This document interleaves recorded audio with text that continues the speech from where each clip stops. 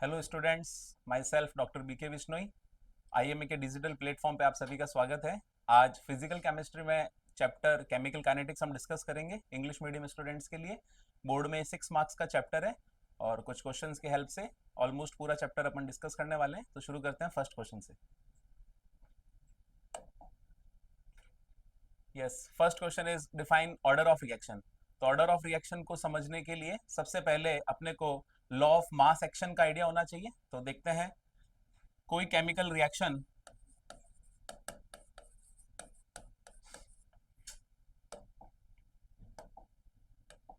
N1A plus N2B gives product. तो यहां पर rate of reaction R is equal to K multiply of concentration of all reactant like A and B and balancing coefficient N1 and N2 को अपन ने power में लिखा है। तो इसको अपन कहते हैं theoretical rate law. Theoretical rate law according to law of mass action, reaction का रेट डायरेक्टली प्रोपोर्शनल है रिएक्टेंट के कंसंट्रेशन के या एक्टिव मास के मल्टीप्लिकेशन के, और जो बैलेंसिंग कोफिशिएंट है वो एक्सपोनेंट में पावर में रिप्रेजेंट होंगे। This is theoretical rate law. लेकिन जो ऑर्डर है, क्वेश्चन में अपने को ऑर्डर ऑफ रिएक्शन पूछा है तो ऑर्डर रिलेटेड है प्रैक्टिकल ऑब्जर्वेशन से। तो प्रैक्टिकली मे बी N1 के प्लेस पे अपन लिख रहे हैं P और N2 के प्लेस पे अपन लिख रहे हैं Q। क्या मीनिंग है P और Q का, इसको अपन समझ रहे हैं। तो practical rate law R is equal to K concentration of A into concentration of B। अब जो बैलेंसिंग कोफिशिएंट है N1 N2 इनको पावर में नहीं लिखेंगे, अपन पावर में लिखेंगे P एंड Q। और ये जो P और Q का सम है इसको कहते हैं ऑर्डर ऑफ रिएक्शन। क्या मीनिंग है इसका, समझते हैं। सबसे पहले डेफिनेशन, प्रैक्टिकल रेट लो एक्सप्रेशन में कंसंट्रेशन टर्म की पावर का सम, एक्सपोनेंट का सम जो है उसे ऑर्डर ऑफ रिएक्शन कहेंगे। तो P और Q का क्या मीनिंग है, ये डिपेंड करता है इस बात पे कि A का या B का कंसंट्रेशन चेंज करने से रेट को क्या फर्क पड़ रहा है। लाइक अगर अपन A का कंसंट्रेशन डबल करें और रिएक्शन का रेट डबल हो जाए, दैट मींस ये डायरेक्टली प्रोपोर्शनल है, और डायरेक्टली प्रोपोर्शनल है तो P को 1 कंसिडर करेंगे। इफ A का कंसंट्रेशन डबल करने से रिएक्शन का रेट 4 टाइम्स हो जाए, ए का कंसंट्रेशन डबल करने से रिएक्शन का रेट 4 टाइम्स हो जाए, दैट मींस ए के पावर में 2 रहा होगा, तो ऑर्डर ऑफ रिएक्शन इज 2। तो प्रैक्टिकली ए का या बी का कंसंट्रेशन चेंज करने से रेट को क्या फर्क पड़ रहा है, ये ऑर्डर होता है। तो ऑर्डर की डेफिनेशन, प्रैक्टिकल रेट लो एक्सप्रेशन में कंसंट्रेशन टर्म की पावर का सम, एक्सपोनेंट का जो सम है उसे ऑर्डर ऑफ रिएक्शन कहते हैं। ए और बी का कंसंट्रेशन रेट को कैसे अफेक्ट करेगा उससे ऑर्डर पता चलेगा। तो ऑर्डर जो है वो टोटली बेस्ड है एक्सपेरिमेंटल फैक्ट पे। तो प्रैक्टिकल रेट लो एक्सप्रेशन में कंसंट्रेशन टर्म की पावर का सम क्या है, ऑर्डर ऑफ रिएक्शन। ठीक है, बढ़ते हैं नेक्स्ट क्वेश्चन की तरफ। Yes, what is pseudo first order reaction. Pseudo first order reaction का क्या मीनिंग है, एग्जांपल की हेल्प से समझते हैं। सबसे पहले CH3COO C2H5 ester plus water gives acid and alcohol, acetic acid and ethanol। अब इस रिएक्शन में अगर अपन H2O को एक्सेस में ले लें, एक्सेस का क्या मीनिंग है, like T is equal to 0। Starting में ईस्टर को अपन ने 0.1 मोल लिया है और वाटर को अपन ने 10 मोल लिया है। तो अपन देख पा रहे हैं कि 0.1 मोल के कंपैरिजन में 10 मोल बहुत ज्यादा है। तो ईस्टर की कंसंट्रेशन या मोल से वाटर का कंसंट्रेशन या मोल बहुत ज्यादा है, दैट मींस इससे फर्स्ट रिएक्टेंट से सेकंड को अपन ने एक्सेसिव अमाउंट में लिया है। शुरुआत में अभी कोई प्रोडक्ट नहीं है, पर जैसे रिएक्शन स्टार्ट होगी तो इसके 0.1 में से भी कुछ पार्ट डिसोसिएट होगा और 10 में से भी कुछ पार्ट डिसोसिएट होगा। नाउ अब अगर अपन ईस्टर को 100% डिसोसिएट मान लें कि 0.1 में से 0.1 मोल डिसोसिएट हो जाएगा, तो 10 में से भी 0.1 मोल ही डिसोसिएट होगा, क्योंकि बैलेंसिंग कोफिशिएंट दोनों का सेम है 1 एंड 1। तो अगर 0.1 में से 0.1 मोल डिसोसिएट हो रहा है तो 10 में से भी 0.1 मोल डिसोसिएट हो जाएगा और अकॉर्डिंगली प्रोडक्ट भी बन जाएगा। तो इसका मतलब अगर अपन ईस्टर का कंसंट्रेशन डबल करें, लाइक मोल्स डबल करें, 0.1 के प्लेस पे 0.2 कर दें, तो 0.2 में से अगर 0.2 जाएगा तो 10 में से भी 0.2 निकल सकता है और प्रोडक्ट बढ़ जाएगा। तो जो रिएक्शन का रेट है आर, वो किस बात पे डिपेंड कर रहा है, ईस्टर की कंसंट्रेशन या मोल पे डिपेंड कर रहा है। अगर आप ईस्टर की कंसंट्रेशन को बढ़ा रहे हैं तो रिएक्शन का रेट भी बढ़ रहा है, प्रोडक्ट का अमाउंट भी बढ़ रहा है। लेकिन अगर अपन H2O का कंसंट्रेशन चेंज करें, लाइक ईस्टर को 0.1 ही रहने दें और वाटर को 20 मोल ले लें, ये 0.1 है, 0.1 में से 100% लाइक 0.1 डिसोसिएट होगा, तो 20 में से भी तो 0.1 ही डिसोसिएट होगा, तो प्रोडक्ट को कोई फर्क नहीं पड़ा। अगर अपन वाटर को 30 मोल ले लें और इसको 0.1 ही रखें, तो 30 में से भी 0.1 ही डिसोसिएट होगा। वाटर को 40 मोल 50 मोल कितना भी ले लें, अगर ये 0.1 है तो यहाँ से मैक्सिमम 0.1 ही निकलेगा, तो प्रोडक्ट को कोई फर्क नहीं पड़ रहा है। इसका मीनिंग ये हो गया कि जो वाटर है वो रिएक्शन की रेट को अफेक्ट नहीं कर रहा है, वाटर रिएक्शन की रेट को अफेक्ट नहीं कर रहा है, सिर्फ ईस्टर का कंसेंट्रेशन या मोल ही रिएक्शन की रेट को अफेक्ट कर रहा है। तो रिएक्शन का ऑर्डर क्या हो गया? 1। तो डेफिनेशन डिस्कस कर रहे हैं अपन स्यूडो फर्स्ट ऑर्डर रिएक्शन की। तो ऐसा रिएक्शन जिसकी मॉलिक्यूलरिटी 2 हो या मोर देन 2 भी हो सकता है, और एक रिएक्टेंट से दूसरा रिएक्टेंट अगर एक्सेसिव अमाउंट में है, तो जो एक्सेसिव अमाउंट में है वो ऑर्डर को डिसाइड नहीं करेगा। जो एक्सेसिव अमाउंट में है उसका कंसेंट्रेशन चेंज करने से रेट को कोई फर्क नहीं पड़ रहा है, और ईस्टर का कंसेंट्रेशन चेंज करने से रेट को फर्क पड़ रहा है। तो जो एक्सेसिव अमाउंट में है वो ऑर्डर डिसाइड नहीं करता, जो लिमिटिंग में है, जो कम है, वो ऑर्डर को डिसाइड करता है। तो ऐसा रिएक्शन जिसकी मॉलिक्यूलरिटी 2 और मोर देन 2 हो, या फर्स्ट रिएक्टेंट से सेकंड को अपन एक्सेसिव अमाउंट में ले लें तो रिएक्शन का एक्चुअली ऑर्डर 1 हो जाए, उसे बोलते हैं स्यूडो फर्स्ट ऑर्डर रिएक्शन या स्यूडो यूनिमॉलिक्यूलर रिएक्शन। ऐसा रिएक्शन जिसका मॉलिक्यूलरिटी 2 और मोर देन 2 हो, एक रिएक्टेंट से दूसरा एक्सेसिव अमाउंट में हो, तो जो एक्सेसिव है वो ऑर्डर को डिसाइड नहीं करेगा, ऑर्डर को डिसाइड करने वाला सिर्फ एक ही रिएक्टेंट है, यहाँ पर इस एग्जांपल में ईस्टर। तो इसे अपन क्या बोलेंगे? Pseudo first order reaction. Pseudo first order reaction का एग्जांपल ये हो गया ईस्टर का हाइड्रोलिसिस या केन शुगर का हाइड्रोलिसिस। बस ये है कि वाटर को अपन को एक्सेसिव अमाउंट में लेना है। तो this is pseudo first order reaction. ठीक है, बढ़ते हैं नेक्स्ट क्वेश्चन की तरफ। Yes. For a chemical reaction with raise in temperature by 10 degree centigrade, the rate of reaction is nearly double. अगर अपन 10 डिग्री सेंटीग्रेड टेम्परेचर को बढ़ाएं तो रिएक्शन का रेट बढ़ेगा। ऑब्वियसली टेम्परेचर बढ़ाने से जनरली रिएक्शन का रेट बढ़ जाता है।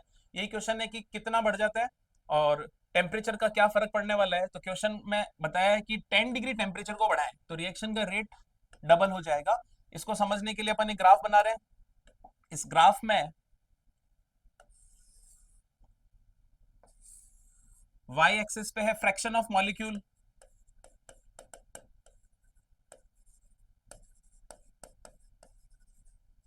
वाई एक्सिस पे fraction of molecule and X axis पर है एनर्जी।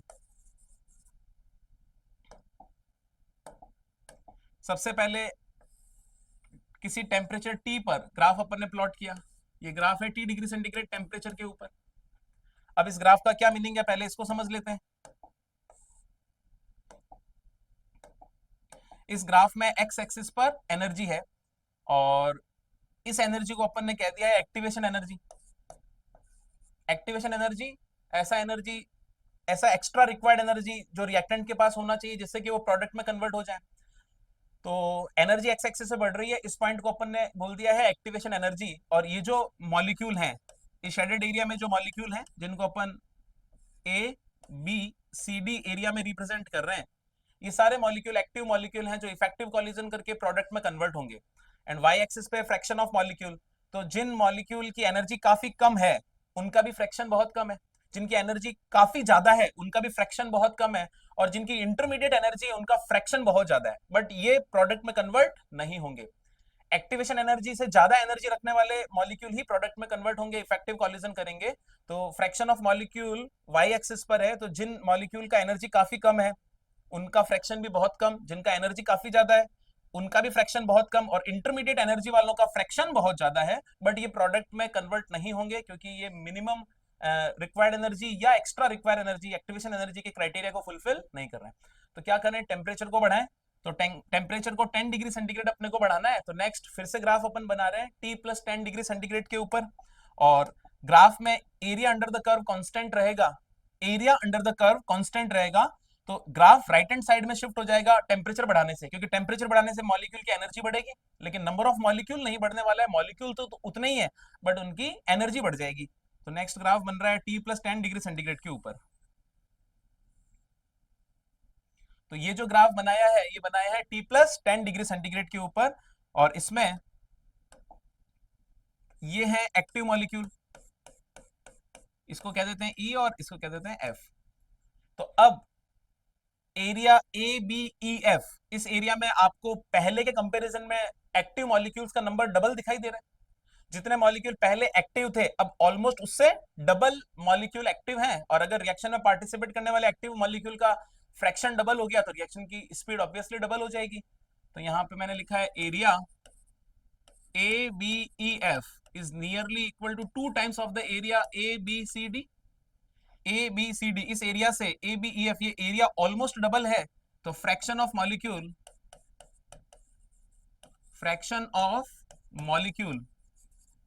ऑलमोस्ट क्या है, डबल।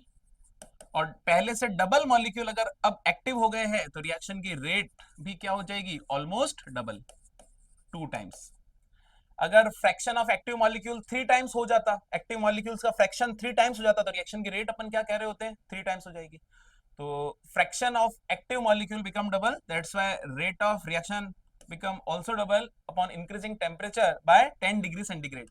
तो ये जो ग्राफ अपन ने बनाया है ये T प्लस 10 डिग्री सेंटीग्रेड पे बनाया। तो आपको समझ में आ गया होगा कि जब अपन टेम्परेचर को बढ़ाते हैं तो एनर्जी बढ़ती है, फ्रैक्शन ऑफ मॉलिक्यूल का, मॉलिक्यूल तो उतने ही रहेंगे बट एक्टिव मॉलिक्यूल का फ्रैक्शन बढ़ेगा, area under the curve constant रहेगा, ग्राफ राइट हैंड साइड में शिफ्ट हो जाएगा, दैट्स व्हाई एक्टिव मॉलिक्यूल का फ्रैक्शन बढ़ेगा, इसलिए रिएक्शन का रेट बढ़ेगा। तो according to question 10 degree temperature बढ़ाने से रिएक्शन का रेट डबल हो जाता है बिकॉज एक्टिव मॉलिक्यूल का फ्रैक्शन बढ़ता है, इफेक्टिव कॉलिजन करने वाले एक्टिव मॉलिक्यूल का फ्रैक्शन बढ़ता है। ठीक है, बढ़ते हैं नेक्स्ट क्वेश्चन की तरफ। derive the expression of rate constant for first order reaction। तो केमिकल काइनेटिक्स में जीरो ऑर्डर और फर्स्ट ऑर्डर दोनों के रेट कांस्टेंट और हाफ लाइफ के फॉर्मूले प्रूव करने अपने को आने चाहिए, देखते हैं। तो reaction R gives P, reactant product में कन्वर्ट हो रहा है, तो रेट ऑफ रिएक्शन को कैसे रिप्रेजेंट करें, minus dr upon dt, change in concentration upon time, और रिएक्टेंट के लिए आगे माइनस लिखेंगे, is equal to rate law कैसे लिखेंगे, R is equal to K, और जो भी रिएक्टेंट है उनका कंसंट्रेशन, और कंसंट्रेशन की पावर जो है वो है ऑर्डर ऑफ रिएक्शन। अब ऑर्डर कितना है वो तो एक्सपेरिमेंट से पता चलेगा, बट यहाँ क्वेश्चन कह रहा है अपने को कि अपने को फर्स्ट ऑर्डर रिएक्शन के लिए फॉर्मूला डिराइव करना है, दैट्स व्हाई पावर में ऑर्डर मैंने क्या लिख दिया, 1। तो रेट का formula minus dr upon dt, also rate का formula k into concentration of reactant, और ऑर्डर पावर में लिखेंगे। अब दोनों फॉर्मूलों को इक्वेट करने से ये हो जाएगा dr upon r is equal to minus K into D T. अब अपन करने वाले इंटीग्रेशन, तो इंटीग्रेशन अपन ने कर दिया है dr अपॉन r का is equal to integration of minus K D T, dx upon x का integration log x ln x, तो dr अपॉन r का integration ln r, log base e है, is equal to minus K constant, dt का integration t and integration constant is i। Integration constant को c से भी लिख सकते हैं और i से भी लिख सकते हैं, यहां मैंने i से लिखा है। अब initially at t is equal to 0 starting concentration को r नॉट रिप्रेजेंट करेंगे, जो स्टार्टिंग कंसंट्रेशन है उसे क्या लिखेंगे, r नॉट। अब ये जो इक्वेशन 1 है इसको अपन इक्वेशन 1 कह रहे हैं, इक्वेशन 1 में अपन t की जगह 0 और r की जगह r नॉट पुट करने वाले हैं। तो अगर ऐसा करें तो ln r is equal to, अच्छा ln r की जगह अपन को लिखना है r नॉट, और माइनस के t की जगह लिखना है 0 और ये i। तो यहां पर अपने को i की वैल्यू मिल गई है ln r नॉट। अब ये जो i की वैल्यू अपने को मिली इसको इक्वेशन 1 में पुट करेंगे, i की वैल्यू को इक्वेशन 1 में, इक्वेशन 1 क्या है, ln r is equal to minus K T plus I, और i की वैल्यू को अपने को कहां रखना है, इक्वेशन 1 में। तो इक्वेशन 1 को देखते रहिए, ln r is equal to minus K T, ln r is equal to minus K T plus I, और i का वैल्यू क्या है, i का वैल्यू है ln r नॉट, राइट। अब जो माइनस वाली टर्म है इसको इधर ले आइए तो प्लस में हो जाएगा, तो ये हो गया प्लस का K T is equal to ln r nought minus ln r को उस तरफ शिफ्ट कर दीजिए, तो ये हो गया ln r nought minus ln r। तो ये है log m minus log n, log m minus log m, log m minus log n is log m upon n। तो kt is equal to ln r not upon r, kt is equal to ln r not upon r। अब t को अपन नीचे shift करने वाले, तो 1 upon t हो जाएगा, and log base e को log बेस 10 में कन्वर्ट करने के लिए 2.303 से मल्टीप्लाई करेंगे, तो 2.303 upon T log base 10 R not upon R, ये है फर्स्ट ऑर्डर काइनेटिक्स में रेट कांस्टेंट के लिए फॉर्मूला। के टी को नीचे शिफ्ट कर दिया तो 1 अपॉन टी हो गया, लॉग बेस सी को लॉग बेस 10 में कन्वर्ट करने के लिए 2.303 से मल्टीप्लाई किया है, तो k is equal to 2.303 upon T log base 10 R not upon R. बहुत important formula first order kinetics में k के लिए। What is k? k is rate constant for first order reaction, t is time, r naught is initial concentration. Initially जो है t is equal to 0 पर r को r not अपन ने बोला, और r क्या है? r is remaining concentration of reactant. What is r? r is remaining concentration of reactant. अगर रिएक्शन 30% कंप्लीट हो गई तो रिमेनिंग अमाउंट इज 70, अगर रिएक्शन 80% कंप्लीट हो गई तो रिमेनिंग अमाउंट इज 20। तो R is remaining concentration, R naught is initial concentration, T is time and K is rate constant। तो क्वेश्चन कह रहा है कि फर्स्ट ऑर्डर के लिए अपने को रेट कांस्टेंट का फॉर्मूला प्रूव करना है, तो रेट कांस्टेंट का फॉर्मूला आपके सामने। ठीक है, बढ़ते हैं नेक्स्ट क्वेश्चन की तरफ। Prove that half-life time is not depend on initial concentration of reactant for first order reaction। First order reaction में हाफ लाइफ टाइम जो है वो इनिशियल कंसंट्रेशन में डिपेंड नहीं करता है। तो सबसे पहले हाफ लाइफ की डेफिनेशन क्या है?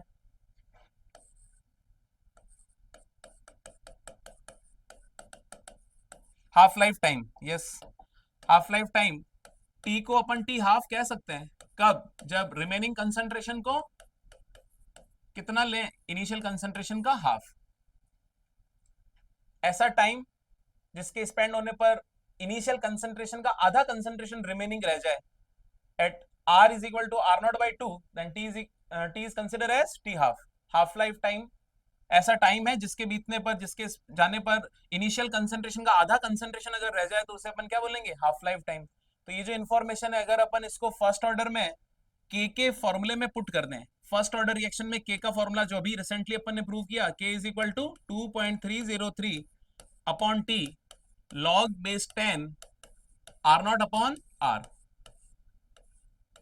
यही है फर्स्ट ऑर्डर में रेट कांस्टेंट का formula. k is equal to 2.303 upon T log base 10 R not upon R. अगर इस फॉर्मूले में t की जगह टी हाफ और r की जगह R nought by two put करें तो अपने को हाफ लाइफ का फॉर्मूला मिलेगा। फिर अपन ये देखेंगे कि हाफ लाइफ इनिशियल कंसंट्रेशन पे डिपेंड कर रहा है या नहीं कर रहा है। तो k is equal to 2.303 upon T, T को लिख रहे हैं T half log base 10 R not upon R, R not upon R. R को क्या लिखना है? आर को लिखना है R nought by two, are की जगह लिखना है आर नॉट बाई टू। तो आर नॉट से आर नॉट कैंसिल हो जाएगा, टू ऊपर की तरफ शिफ्ट हो जाएगा तो log 2 बन जाएगा, और log 2 की वैल्यू 0.3 होती है। टी हाफ को यहां शिफ्ट कर दीजिए, के को नीचे, तो T half is equal to 2.303 upon K. Now ये हो गया log बेस 10, आर नॉट से आर नॉट कैंसिल, टू ऊपर शिफ्ट हो गया तो log 2, और log 2 की वैल्यू लिख देते हैं, तो 2.303 अपॉन के, यस, log 2 की वैल्यू 0.3010, सामने की तरफ है टी हाफ। अब इन दोनों को अगर मल्टीप्लाई करें तो इनको मल्टीप्लाई करने पर टी हाफ अपने को मिलेगा, T half is equal to 0.693 upon K. Half life का formula T half is equal to 0.693 upon K. तो जो फर्स्ट ऑर्डर काइनेटिक्स में के का फॉर्मूला है उसमें टी को आपने लिखा है टी हाफ, आर को लिखा है R nought by two, are की जगह R nought by two, two ऊपर शिफ्ट हो गया log 2, log 2 की वैल्यू 0.3010, log 2 की वैल्यू ध्यान रखें, और 2.303 इंटू 0.3010 इज 0.693। तो हाफ लाइफ टाइम का फॉर्मूला टी हाफ का फॉर्मूला आ गया है 0.693 अपॉन के। तो क्या इस फॉर्मूले में कहीं आर नॉट है? आर नॉट का मीनिंग है इनिशियल कंसंट्रेशन, यहाँ कहीं इनिशियल कंसंट्रेशन नहीं है, तो इसका मतलब ये हो गया T half R not initial concentration पे डिपेंड नहीं कर रहा है।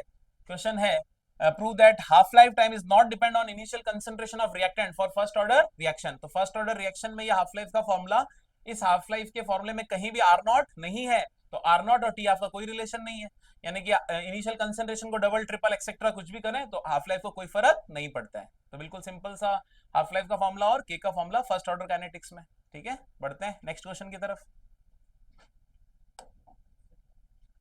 Yes, draw a graph between ln k and 1 upon t on the basis of Arrhenius equation। Arrhenius equation के बेस पे ln k और 1/t में अपने को ग्राफ बनाना है, तो सबसे पहले कंसिडर करते हैं Arrhenius equation. Yes, Arrhenius equation k is equal to a e power minus EA upon RT. What is EA? EA is activation energy, R is universal gas constant, T है temperature, A है Arrhenius constant या frequency factor या pre exponential factor and K rate constant.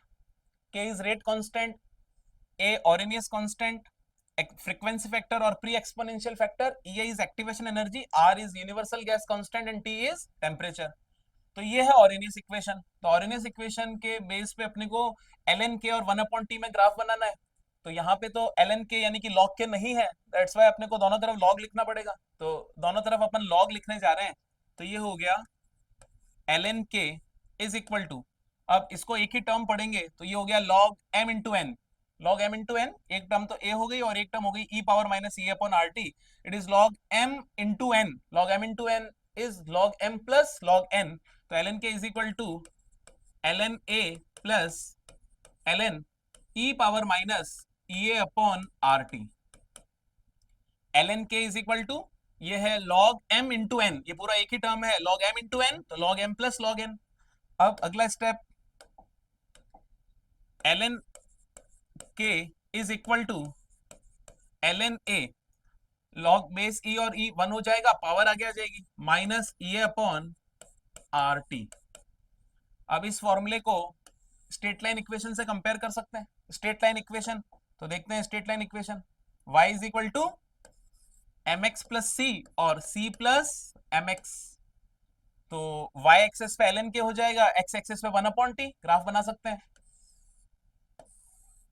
y access पर है ln के और x access पर है 1/t, ऐसा ही क्वेश्चन में लिखा है। ln के और 1/t में ग्राफ बनाना है, तो y एक्सिस पे ln के, x एक्सिस पे 1/t। तो यहां पर अपन देख लेते हैं स्लोप क्या हो गया, slope m is equal to minus A upon R और intercept c is equal to ln a। तो स्लोप तो है नेगेटिव, इंटरसेप्ट है पॉजिटिव। कैसा ग्राफ अपन को बनाना है जिसमें नेगेटिव स्लोप और पॉजिटिव इंटरसेप्ट हो। इंटरसेप्ट को y एक्सिस पे सर्च करेंगे, पॉजिटिव इंटरसेप्ट, और स्लोप नेगेटिव, स्लोप नेगेटिव।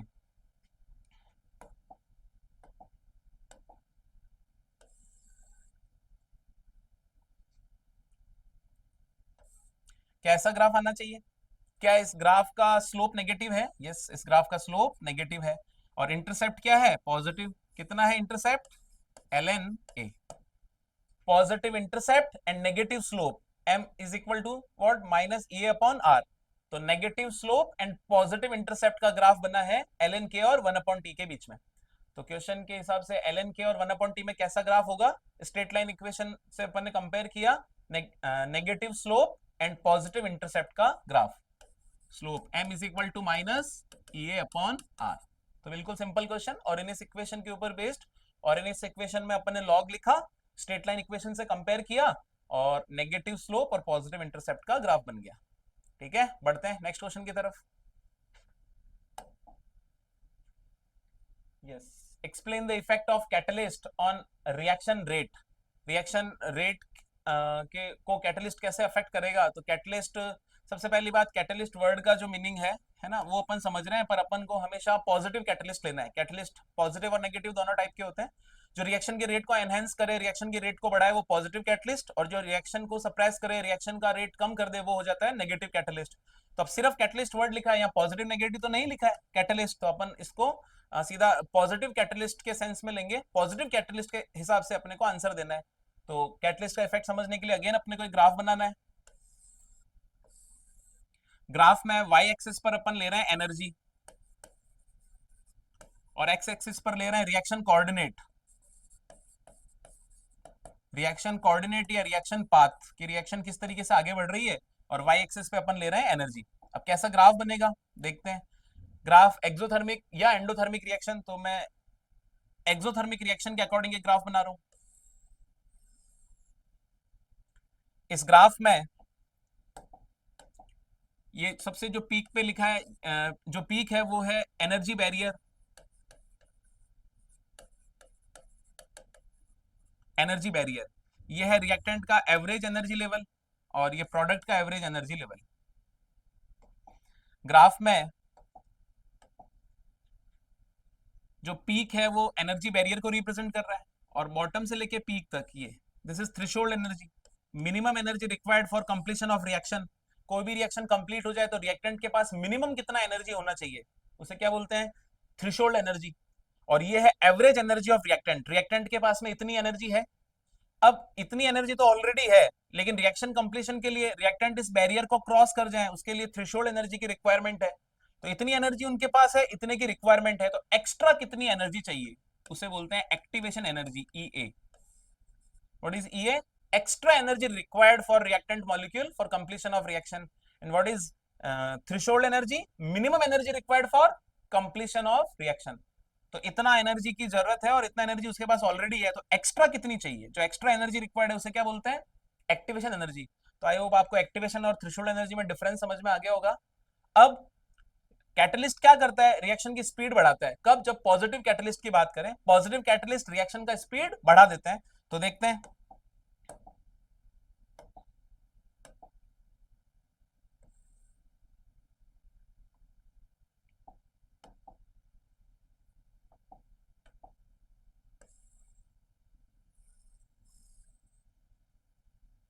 ये जो ग्राफ बनाया बाद में, ये वाला ग्राफ है इन प्रेजेंस ऑफ कैटलिस्ट।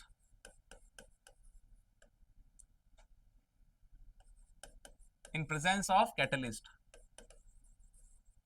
बाद में जो ग्राफ बनाया वो कैटलिस्ट की प्रेजेंस में, और पहले जो ग्राफ बनाया वो कैटलिस्ट की एब्सेंस में। तो आप देख पा रहे हैं यहाँ पर क्या क्या चेंजेस दिखाई दे रहे हैं। सबसे पहली बात, in presence of catalyst activation energy कम हो गई है, जिसको मैं ईए डैश लिख देता हूँ, ईए डैश। एक्टिवेशन एनर्जी कम हो गई है, पहले एक्टिवेशन एनर्जी इतनी थी, अब एक्टिवेशन एनर्जी इतनी हो गई। तो सबसे पहले आप ये देखो कि ईए और ईए डैश में, ईए और ईए डैश में ईए ज्यादा है, ईए डैश कम है। तो कैटलिस्ट क्या करता है, कैटलिस्ट रिएक्शन को एक न्यू पाथ प्रोवाइड करता है, नया रास्ता देता है, न्यू पाथ प्रोवाइड करता है, और उस पाथ में एक्टिवेशन एनर्जी कम हो जाती है। कैटलिस्ट रिएक्शन को एक न्यू पाथ प्रोवाइड करता है जिसमें एक्टिवेशन एनर्जी कम हो जाती है। देखें ग्राफ से, पहले एनर्जी बैरियर यहां था, अब एनर्जी बैरियर यहां आ गया। थ्रेशोल्ड एनर्जी पहले इतनी थी, अब थ्रेशोल्ड एनर्जी सिर्फ इतनी रह गई। एक्टिवेशन एनर्जी पहले इतनी थी, अब एक्टिवेशन एनर्जी इतनी हो गई है, ईए डैश। रिएक्टेंट प्रोडक्ट में कन्वर्ट इजीली हो जाएगा क्योंकि अब activation energy, extra required energy कम हो गई है, थ्रेशोल्ड एनर्जी भी कम हो गई है, एनर्जी बैरियर चेंज हो गया है, नीचे आ गया है। तो कैटलिस्ट क्या करता है, कैटलिस्ट रिएक्शन को न्यू पाथ प्रोवाइड करता है जिसमें एक्टिवेशन एनर्जी डिक्रीज हो जाती है और रिएक्शन की जो स्पीड है वो इंक्रीज हो जाती है। दैट मीन्स रिएक्शन फास्ट हो जाती है और रिएक्शन में कंज्यूम होने वाला जो टाइम है वो रिड्यूस हो जाता है। कैटलिस्ट क्या करता है, पॉजिटिव कैटलिस्ट क्या करता है, रिएक्शन की स्पीड को बढ़ाता है, रिएक्शन को फास्ट कर देता है, रिएक्शन में कंज्यूम होने वाला टाइम कम हो जाता है। कैसे? क्योंकि कैटलिस्ट एक न्यू पाथ प्रोवाइड करता है। अब वो जो न्यू पाथ प्रोवाइड कर रहा है वो क्यों हो रहा है, क्योंकि एक्टिवेशन एनर्जी स्पेशली क्या हो गई है, कम हो गई है। तो कैटलिस्ट का वर्क अगर अपन डायरेक्ट वन वर्ड में बताना चाहें कि कैटलिस्ट क्या करता है, कैटलिस्ट एक्टिवेशन एनर्जी को डिक्रीज कर देता है। That's why reactant easily product में कन्वर्ट हो जाते हैं और रिएक्शन का स्पीड बढ़ जाता है। तो आई होप आपको कैटलिस्ट का जो यूज है वो समझ में आ गया होगा कि रिएक्शन में कैटलिस्ट क्यों यूज करते हैं, रिएक्शन का स्पीड अप करने के लिए, रिएक्शन को फास्ट करने के लिए, रिएक्शन में लगने वाला टाइम रिड्यूस करने के लिए, बिकॉज कैटलिस्ट रिएक्शन को न्यू पाथ प्रोवाइड करता है और स्पेशल पॉइंट उस पाथ में क्या, एक्टिवेशन एनर्जी डिक्रीज हो जाती है, राइट। तो बिल्कुल simple question, effect of catalyst. बढ़ते हैं नेक्स्ट क्वेश्चन की तरफ। The example of zero order reaction will be, यहां पर अपने को जीरो ऑर्डर रिएक्शन का एग्जाम्पल सर्च करना है। तो सबसे पहले yes, H2 plus I2 gives to HI, ये सेकंड ऑर्डर रिएक्शन है। एल्कलाइन हाइड्रोलिसिस ऑफ एस्टर, ये भी सेकंड ऑर्डर रिएक्शन है। हाँ, HI gives H2 Ni2 on the surface of gold. Yes, किसी भी गैस का डिकम्पोजिशन, गैस का डिकम्पोजिशन अगर मेटल की सरफेस के ऊपर करें, गोल्ड यहाँ लिखा है, गोल्ड की सरफेस पे करें तो H2 और I2 ये प्रोडक्ट बन जाएंगे। तो किसी भी गैस का डिकम्पोजिशन मेटल सरफेस के ऊपर करें तो वो जीरो ऑर्डर रिएक्शन को फॉलो करता है। तो जीरो ऑर्डर रिएक्शन का ये एग्जांपल है। और भी एनसीईआरटी में और भी एग्जांपल आपको मिलेंगे, लाइक अमोनिया, अमोनिया गैस का डिकम्पोजिशन प्लैटिनम सरफेस के ऊपर, तो आपको मिलेगा N2 और H2। हाई प्रेशर के ऊपर, हाई प्रेशर, तो हाई प्रेशर के ऊपर अमोनिया गैस को अगर प्लेटिनम मेटल के सरफेस पे डिकम्पोज करें तो अपने को क्या मिल जाएगा, N2 और H2 मिल जाएगा। ये भी जीरो ऑर्डर रिएक्शन का एग्जांपल है। तो मेटल सरफेस के ऊपर गैस को अगर अपन डिकम्पोज करें तो रिएक्शन जीरो ऑर्डर काइनेटिक्स को फॉलो करती है। क्वेश्चन कह रहा है the example of zero order reaction will be, तो आंसर जो सेकंड होना चाहिए। अब फोर्थ ऑप्शन देखते हैं, ethene plus hydrogen gives ethane, ये फर्स्ट ऑर्डर का एग्जांपल है। Ethene plus hydrogen gives ethane, ये फर्स्ट ऑर्डर का एग्जांपल है। तो जीरो ऑर्डर का example decomposition of gas on metal surface, बिल्कुल सिंपल क्वेश्चन। ठीक है, बढ़ते हैं नेक्स्ट क्वेश्चन की तरफ। yes, derive the expression for rate constant and half lifetime for zero order reaction। अभी थोड़ी देर पहले अपन ने फर्स्ट ऑर्डर में रेट कांस्टेंट के का फॉर्मूला प्रूव किया और फिर हाफ लाइफ इनिशियल कंसंट्रेशन में डिपेंड नहीं कर रही है, ऐसा डिस्कस किया।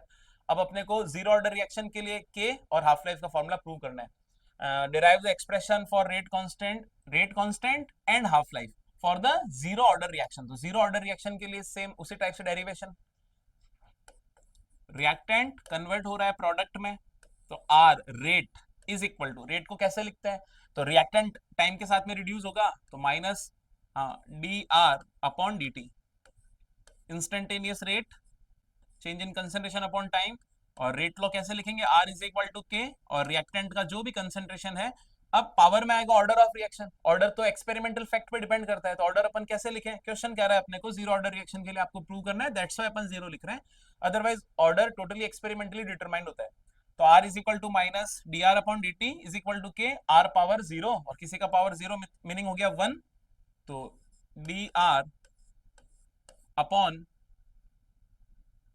इसको D R is equal to minus K D T, ऐसा लिख देते हैं। dt को सामने शिफ्ट कर दिया, k into D T minus लिख दिया, और r पावर जीरो का मतलब हो गया वन। नाउ अपन करने वाले इंटीग्रेशन, इंटीग्रेशन तो dr इज इक्वल टू ये integration minus K dt, dr का इंटीग्रेशन हो गया r minus K constant, dt का इंटीग्रेशन t और इंटीग्रेशन कांस्टेंट हो गया i। अब बिल्कुल पहले की जैसे इनिशियली स्टार्टिंग में, initially at t is equal to zero, starting concentration को क्या लिखेंगे, आर नॉट, जैसे फर्स्ट ऑर्डर में किया बिल्कुल वैसे। स्टार्टिंग में at t is equal to zero, are को क्या लिखना है अपने को, आर नॉट, तो आर की जगह अपन लिखने वाले हैं R nought is equal to minus K, T की जगह जीरो और ये आई, तो आई की वैल्यू आपको मिल गई है R nought. R nought is equal to minus K into zero plus I, तो आई की वैल्यू क्या आ गई है आर नॉट, इसको अपन कह देते हैं equation one. R is equal to minus K T plus I और आई की वैल्यू आर नॉट, तो आई की वैल्यू आर नॉट यहां पुट कर देते हैं इक्वेशन वन में।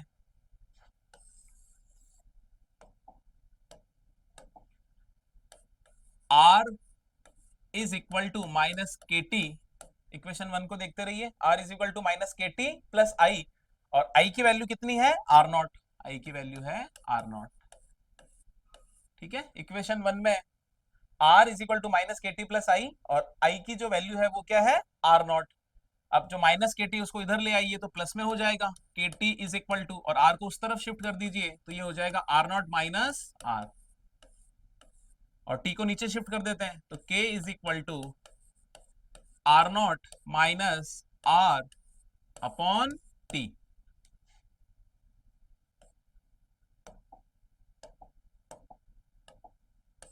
K is equal to R naught minus R upon T. What is K? Rate constant for zero order reaction. R naught is initial concentration, R remaining concentration, and T is obviously time. So K rate constant, R naught initial concentration, R remaining concentration, and T is time. This is the formula for rate constant in zero order reaction. अब zero order reaction में के फॉर्मूले के बाद में अपने को next किसका फॉर्मूला प्रूव करना है, हाफ लाइफ टाइम का। तो अगेन वही कंडीशंस, एट टी, टी को आप टी हाफ लिख सकते हैं when R is equal to R nought by two, R is equal to R nought by two. अगर स्टार्टिंग कंसेंट्रेशन से हाफ कंसेंट्रेशन रहने में जो टाइम रिक्वायर्ड होगा उस टाइम को अपन क्या कहने वाले हैं, हाफ लाइफ टाइम कहने वाले हैं। तो ये जो इंफॉर्मेशन है हाफ लाइफ से रिलेटेड उसको अपन फॉर्मूले में पुट कर रहे हैं के फॉर्मूले में। Yes, K is equal to R nought minus R, and R is R nought by two, R is R nought by two upon T, और टी को क्या लिखने वाले हैं टी हाफ, बिल्कुल सिंपल है, k is equal to R nought minus R, and R is R nought by two upon T, T is T half. Half life time में T को टी हाफ लिखना है फॉर्मूले में, और जो रिमेनिंग कंसेंट्रेशन है वो क्या इनिशियल का आधा रह जाए, उसमें जो टाइम लगेगा उसी को हाफ लाइफ टाइम कहेंगे। तो ये इन्फॉर्मेशन अगर अपन यहाँ पुट कर दें तो अब क्या फॉर्मूला बनने वाला है देखते हैं। Yes, R nought minus R nought by two, one R nought में से हाफ आर नॉट माइनस होगा तो हाफ आर नॉट बचेगा, और टी हाफ को यहां शिफ्ट कर दीजिए, के को नीचे, तो फाइनली टी हाफ का formula T half is equal to, फिर से देख लीजिए, वन आर नॉट में से हाफ आर नॉट जाएगा तो हाफ आर नॉट बचेगा, तो बचा है आर नॉट बाई टू, और टी हाफ ऊपर शिफ्ट कर दिया, के को नीचे शिफ्ट कर दीजिए, तो T half is equal to R not upon two K. Zero order reaction में हाफ लाइफ का formula T half is equal to R not upon two K, बिल्कुल simple, T half is equal to R not upon two K. और आप देख सकते हैं half life time initial concentration के directly proportional है, half life time initial concentration के directly proportional है, बट फर्स्ट ऑर्डर रिएक्शन में half life time initial concentration पे डिपेंड नहीं करता है, क्योंकि वहां फर्स्ट ऑर्डर में फॉर्मूला है 0.693 अपॉन के। यही क्वेश्चन था कि फर्स्ट ऑर्डर में हाफ लाइफ इनिशियल कंसेंट्रेशन में डिपेंड नहीं करता है, और आप देख पा रहे हैं जीरो ऑर्डर रिएक्शन में हाफ लाइफ इनिशियल कंसेंट्रेशन के डायरेक्टली प्रोपोर्शनल है। तो ये है जीरो ऑर्डर में रेट कांस्टेंट का फॉर्मूला, ये है जीरो ऑर्डर में हाफ लाइफ का formula, R not initial concentration and K is rate constant for zero order reaction. तो ये है डेरिवेशन जीरो ऑर्डर के लिए, के और हाफ लाइफ के। ठीक है, फर्स्ट ऑर्डर और जीरो ऑर्डर दोनों में रेट कांस्टेंट और हाफ लाइफ के फॉर्मूले अच्छे से डिराइव करना आना चाहिए। ठीक है, बढ़ते हैं नेक्स्ट क्वेश्चन की तरफ।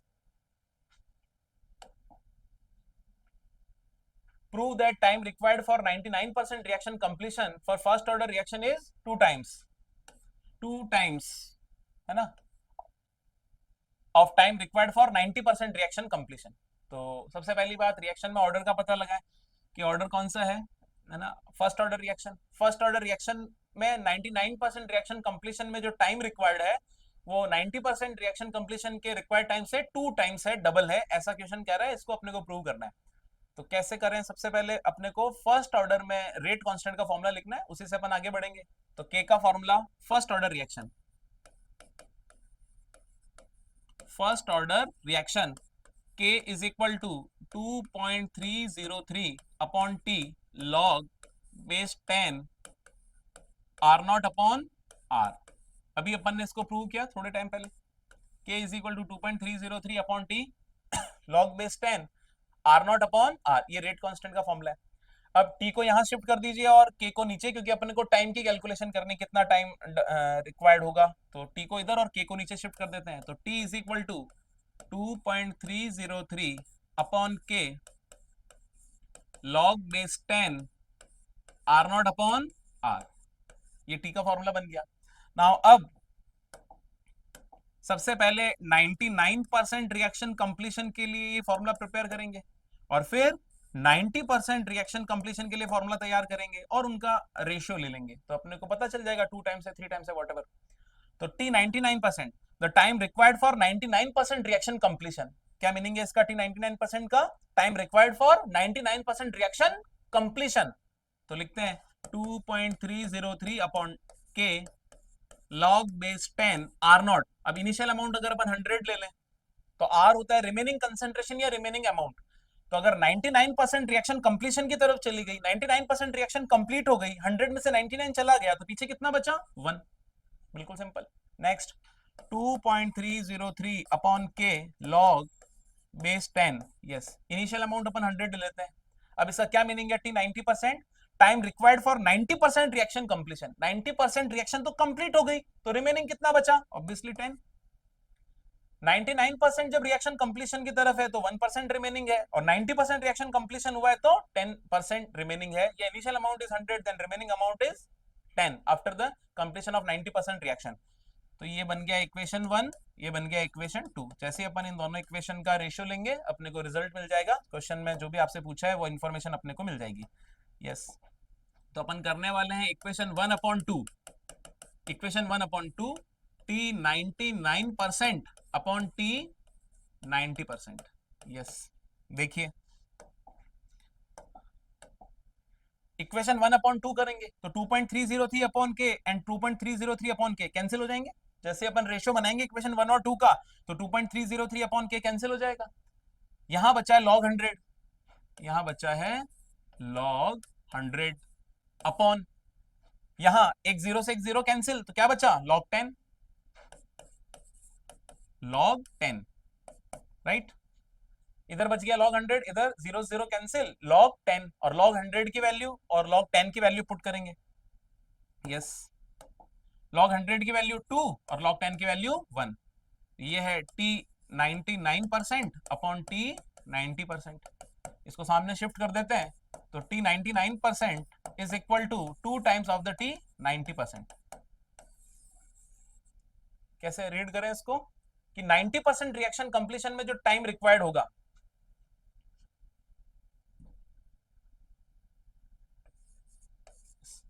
90% रिएक्शन कंप्लीशन में जो टाइम रिक्वायर्ड होगा उसका डबल टाइम रिक्वायर्ड होगा 99% रिएक्शन कंप्लीशन में।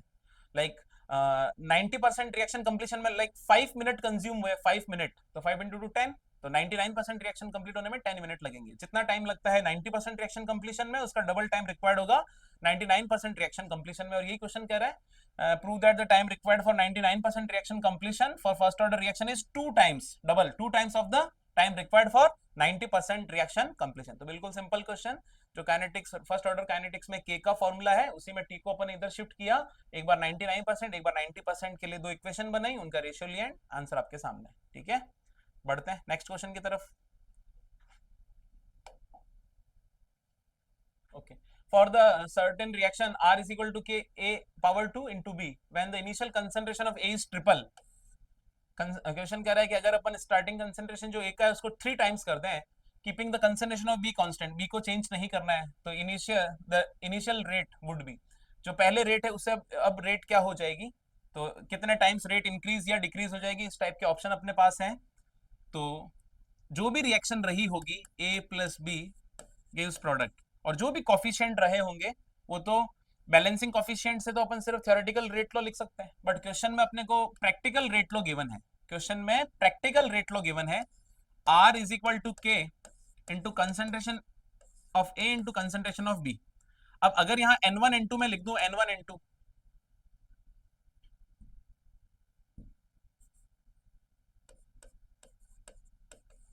तो N1 N2 को पावर में नहीं लिखना है, क्योंकि ऐसा अगर अपन करेंगे तो वो थियोरेटिकल रेट लो हो जाएगा। तो पावर में अपन ने लिखा है N और M, लाइक अपन ने लिख दिया N और M।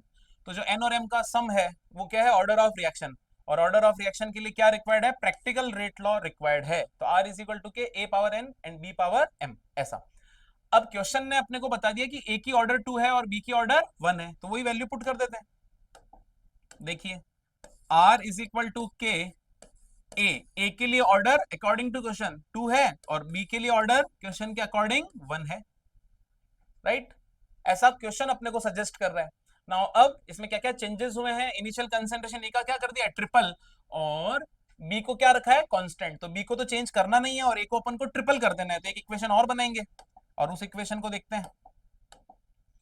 Are dash is equal to K, A को क्या कर दिया ट्रिपल, ए की जगह अपने को लिखना है 3a पावर 2, और बी का कंसेंट्रेशन चेंज नहीं करना है, बी को ऐसे ही रखना है। दो इक्वेशन बन गई आपके पास। अब इन दोनों इक्वेशन का आप रेशो ले लो, ये इक्वेशन 1 मान लेते हैं, ये इक्वेशन 2 मान लेते हैं। इन दोनों का अपन को रेशियो लेना है, तो जैसे अपन रेशियो लेंगे तो अपने को पता चल जाएगा न्यू रेट और इनिशियल रेट में क्या रिलेशन है। तो अपन करने वाले हैं equation 2/1, equation 2/1, yes, R dash upon R is equal to, तो देखते हैं आर डैश न्यू रेट में क्या है, के लिखा हुआ है के, अब है 3a की पावर 2, तो 3 का स्क्वायर, 3 इंटू 3, 3 इंटू 3 9, उसके बाद में a की पावर 2 इंटू बी की पावर 1 अपॉन, यहां पर के ए स्क्वायर इंटू बी लिख दिया, के ए स्क्वायर इंटू बी पावर 1। बिल्कुल सिंपल है, इसको सॉल्व करना है, जस्ट इसको सॉल्व करना है, अपने को रिजल्ट मिल जाएगा। तो करते हैं इसको सॉल्व, के से के कैंसिल, ए स्क्वायर से ए स्क्वायर और बी पावर 1 से बी पावर 1, तो R dash upon R is equal to 9, तो R dash is equal to 9r। तो जो न्यू रेट है वो इनिशियल रेट से कितने टाइम्स ज्यादा है, 9 टाइम्स ज्यादा है, ऐसा ऑप्शन है यहाँ पर। Increase by a factor of 6, increase by a factor of 9, increase by a factor of 9, initial rate से 9 टाइम्स ज्यादा है ना, इनिशियल रेट से 9 टाइम्स ज्यादा है न्यू रेट। तो क्वेश्चन बड़ा सिंपल है, बी को कांस्टेंट रखना है और ए को ट्रिपल करना है। तो इसको इक्वेशन बना के प्रूव करने की जरूरत नहीं, अपन ऐसे ही दिमाग लगा सकते हैं कि अगर बी कांस्टेंट है और ए का कंसेंट्रेशन आपने ट्रिपल कर दिया, ट्रिपल 3, तो 3 पावर 2, 3 पावर 2 कितना हो जाएगा? 9 हो जाएगा, आंसर मिल जाएगा आपको। अगर ए का कंसेंट्रेशन डबल करते, डबल 2, तो 2 पावर 2 कितना? 2 पावर 2 4 हो जाता, तो रिएक्शन का रेट 4 टाइम्स हो जाता। क्योंकि बी को तो चेंज कर नहीं रहे हैं, चेंजेस सिर्फ किस में हो रहा है? ए में हो रहा है। तो अगर आपने ए का कंसेंट्रेशन ट्रिपल किया तो 3, और ऑर्डर इसका 2 है, तो 3 पावर 2 इज 9, तो रिएक्शन का रेट वैसे ही कितने टाइम्स हो जाएगा? 9 टाइम्स हो जाएगा। तो इक्वेशन बना के आप करें, डायरेक्ट आप करें, ठीक है, बिल्कुल सिंपल क्वेश्चन है, डायरेक्ट हो सकता है। बढ़ते हैं नेक्स्ट क्वेश्चन की तरफ। Yes, the unit of rate constant for second order reaction. Second order reaction के लिए अपने को रेट कांस्टेंट का यूनिट चाहिए। देखिए सिंबल तो सभी का के है, अगर जीरो ऑर्डर है तो भी के लिखते हैं और फर्स्ट ऑर्डर है तो भी के ही लिखते हैं। सेकंड ऑर्डर में भी के को के ही लिखेंगे, सिंबल सेम है बट यूनिट तो डिफरेंट ही होगा, तो उनको यूनिट कैसे निकालें? Are is equal to K into concentration. Concentration की पावर, अगर आपने पावर 0 लिखी है इसका मतलब जीरो ऑर्डर रिएक्शन, पावर में 1 लिखा है तो फर्स्ट ऑर्डर रिएक्शन, और क्वेश्चन क्या चाहता है अपने को? सेकंड ऑर्डर के लिए के का यूनिट चाहिए, तो अपन पावर में क्या लिखेंगे? 2। ये है रेट लॉ, ठीक है। आर इज इक्वल टू के, कंसेंट्रेशन की पावर ऑर्डर होता है, अब पावर में अपन को 2 लिखना है क्योंकि अपन सेकंड ऑर्डर के लिए डिस्कस कर रहे हैं। के रेट कांस्टेंट, के का फॉर्मूला कैसे बनाएंगे? आर अपॉन कंसेंट्रेशन की पावर 2। के का फॉर्मूला कैसे बनाएंगे? आर अपॉन कंसेंट्रेशन की power 2।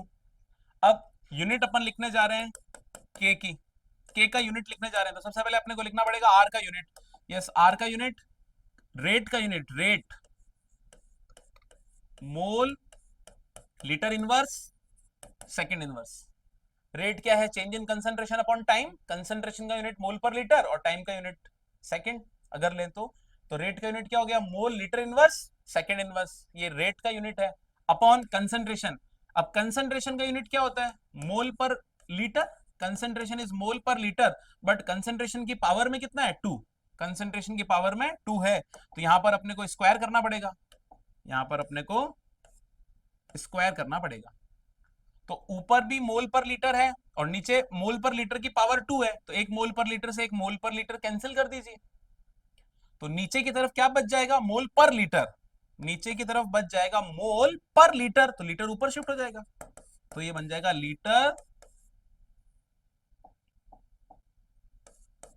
Mole inverse second inverse.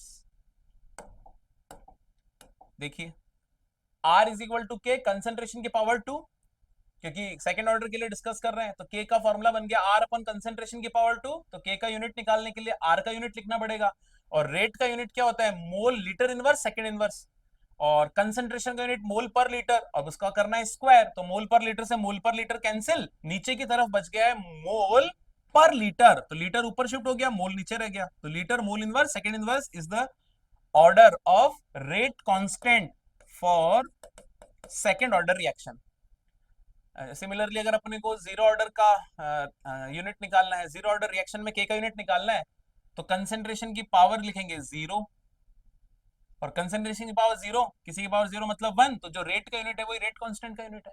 अगर अपन को फर्स्ट ऑर्डर के लिए करना है तो पावर में 1 लिख देंगे, सेकंड ऑर्डर में पावर में 2 लिख देंगे, इस तरीके से अपन रेट कांस्टेंट का यूनिट फाइंड कर सकते हैं। The final answer is litre mole inverse second inverse, right.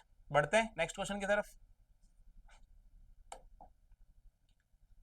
The half life for zero order reaction having 0.02 m initial concentration of reaction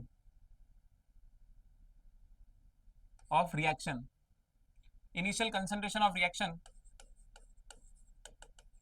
is 100 second, the rate constant in mole liter inverse second inverse for reaction। तो सबसे पहले question में अपने को unit का पता order का पता लगाना है, तो क्वेश्चन से अपने को पता चल गया कि ये जीरो ऑर्डर रिएक्शन है, क्वेश्चन में क्लियरली मेंशन है, और रेट कांस्टेंट का यूनिट भी दिया हुआ है। अभी मैंने आपको बताया कि जीरो ऑर्डर में जो आर रेट का यूनिट है वही रेट कांस्टेंट के का यूनिट है, according to question rate constant का यूनिट है mole litre inverse second inverse, और ये रेट का भी यूनिट है, तो यूनिट से भी पता लगा सकते हैं कि जीरो ऑर्डर रिएक्शन है, और यहाँ तो क्लियरली मेंशन है this is zero order reaction. तो सबसे पहले ऑर्डर का पता चल गया, zero order reaction, zero order reaction, ठीक है। जीरो ऑर्डर रिएक्शन में क्या क्या इंफॉर्मेशन गिवन है? इनिशियल कंसेंट्रेशन को आर नॉट से रिप्रेजेंट करते हैं, it is 0.02 and 100 second is half life time. The half life time for zero order reaction having 0.02 m concentration is 100 second. तो half life time given है question में कितना 100 second. Now rate constant अपने को calculate करना है, rate constant find करना है। तो कुल मिला के अब अपने को क्वेश्चन से पता चल रहा है कि ऐसा फॉर्मूला अपने को लिखना है जिसमें रेट कांस्टेंट आ जाए, क्योंकि वो अपन को लेके आना है, और हाफ लाइफ भी हो और इनिशियल कंसेंट्रेशन भी हो। तो बिल्कुल सीधी सी बात, अभी थोड़ी देर पहले अपन ने फॉर्मूला प्रूव किया हाफ लाइफ का जीरो ऑर्डर के लिए। यस, जीरो ऑर्डर के लिए हाफ लाइफ का फॉर्मूला जस्ट अभी थोड़ी देर पहले प्रूव किया, क्या R not upon 2k, correct. T half is equal to R not upon 2k is the formula for half life time in zero order reaction, while first order reaction है 0.693 upon k। तो ये zero order reaction के लिए half life का formula, बस इसमें अपन को just value put करनी है और अपने को रिजल्ट मिल जाएगा। Half life time given in question 100 second, initial concentration is 0.02 upon, initial concentration is 0.02 upon 2 into के, और के ही अपन को फाइंड करना है, रेट कांस्टेंट ही अपने को फाइंड करना है। हाफ लाइफ टाइम 100 सेकंड है, इनिशियल कंसेंट्रेशन 0.02 है अपॉन 2k, और k अपन को फाइंड करना है, तो k को यहां शिफ्ट कर दीजिए, 100 को नीचे शिफ्ट कर दीजिए, तो k is equal to 0.02 upon k को यहां शिफ्ट कर दिया, 100 को नीचे शिफ्ट कर दिया, तो 2 इंटू 100, राइट। अब इस पॉइंट को हटाएंगे तो 100 नीचे आ जाएगा, पॉइंट को हटाने से 100 नीचे आ जाएगा, 2 से 2 कैंसिल हो जाएगा, तो 2 0 ये और 2 0 पॉइंट के हटाने से, तो टोटल 4 0 नीचे हैं। इसका मतलब 1 इंटू 10 टू द पावर -4 के की वैल्यू कितनी आ गई है, 1 इंटू 10 टू द पावर -4। क्या ऐसा कोई ऑप्शन है अपने पास, देखते हैं। Yes, 1 into 10 to the power -4, first option is correct, 1 into 10 to the power -4। बिल्कुल simple question, half life time question में गिवन है, आर नॉट 0.02 क्वेश्चन में गिवन है, के अपने को फाइंड करना, और क्वेश्चन में जीरो ऑर्डर रिएक्शन है। ये इंफॉर्मेशन दोनों तरीके से, लाइक मेंशन भी है जीरो ऑर्डर, और यूनिट से भी आप देख सकते हो, के का unit mole, litre inverse, second inverse, ये यूनिट जीरो ऑर्डर रिएक्शन में के का होता है, राइट। बिल्कुल सिंपल क्वेश्चन, बढ़ते हैं नेक्स्ट क्वेश्चन की तरफ।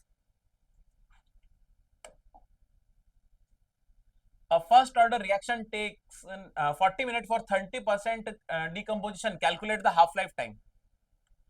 नेक्स्ट क्वेश्चन में अपने को अगेन क्या कैलकुलेट करना है, हाफ लाइफ टाइम। अभी अपन ने हाफ लाइफ टाइम कैलकुलेट किया था पर जीरो ऑर्डर रिएक्शन के लिए, यहाँ पर किसके लिए कैलकुलेट करना है, फर्स्ट ऑर्डर रिएक्शन के लिए। और इन्फॉर्मेशन क्या गिवन है, takes 40 minute for 30% completion, 30% sorry decomposition.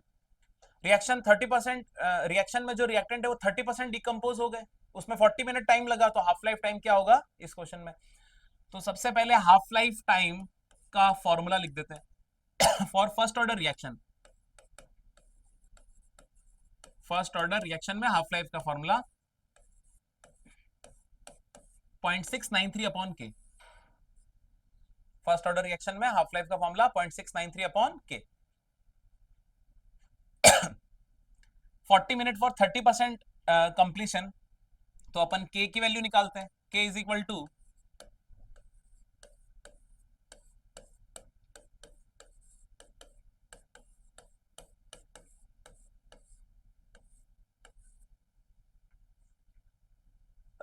Sorry k is equal to 2.303 upon t log base 10 r not upon r। तो k की वैल्यू अपन फाइंड करने जा रहे हैं 2.303 upon time 40 minute log base 10, initial amount 100 मान लीजिए, 30% डिकम्पोजिशन, रिएक्शन में रिएक्टेंट जो 30% डिकम्पोज हो गए, रिएक्शन 30% कंप्लीट हो गई, 30% रिएक्शन गई आगे, तो बचा कितना, ऑब्वियसली 70, खत्म। केक अगर आपको फाइंड करना है तो टाइम लिखना पड़ेगा, टाइम 40 मिनट। किस बात के लिए टाइम लग गया 40 minute, 30% reaction completion, 30% decomposition, the remaining amount is 70। Initial amount आपने 100 ले लिया, रिमेनिंग अमाउंट आपने 70 ले लिया। अब अपन को के को सॉल्व करना है, एक जीरो से एक जीरो कैंसिल कर देते हैं, एक जीरो से एक जीरो को कैंसिल कर देते हैं। अब इसको अलग से सॉल्व करना पड़ेगा, log 10 upon 7, log it is log m upon n, log m upon n, log m minus log n, तो log 10 माइनस log 7 ऐसा लिख सकते हैं। ये बन गया है log m upon n, log m upon n is log m minus log n, तो log 10 माइनस log 7, और log 10 की वैल्यू 1 और log 7 की वैल्यू होती है 0.84, log 10 और log 7 की वैल्यू याद रखें, log 10 की वैल्यू 1 और log 7 की वैल्यू 0.84, तो इसको 1 में से 0.84 को हटाइए, माइनस कीजिए तो 0.16।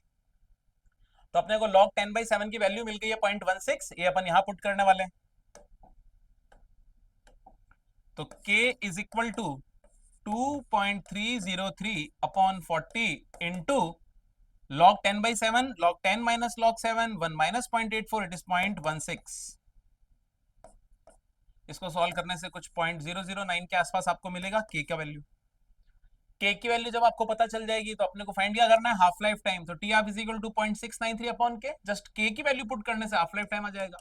तो T half is equal to 0.693 upon k, और k है अप्रोक्स 0.009 तो इसको सॉल्व करने से अप्रोक्स 77 मिनट आपको हाफ लाइफ टाइम मिलेगा। इसको सॉल्व करने से हाफ लाइफ टाइम कितना मिल जाएगा, 77 मिनट। तो देखिए T half is equal to 0.693 upon k, first order reaction में, तो के की वैल्यू तो अपने को लानी पड़ेगी, और के की वैल्यू के लिए ही क्वेश्चन में इंफॉर्मेशन है कि 30% रिएक्शन कंप्लीट होने में कितना मिनट लगता है, 40 मिनट लगता है।